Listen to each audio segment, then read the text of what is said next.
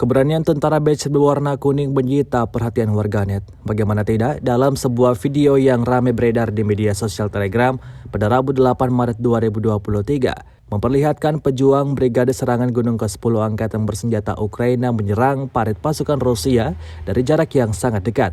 Tampak sejumlah prajurit Ukraina dengan senjata lengkap di tangannya bergerak maju, menyerang satu demi satu lubang persembunyian pasukan Putin. Seperti yang terlihat dalam rekaman, tanpa ragu militan Ukraina luncurkan rentetan tembakannya pada titik target.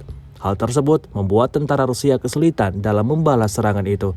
Hingga pada akhir rekaman tampak 2 orang prajurit Rusia yang berusaha menghindar ditangkap pasukan Zelensky.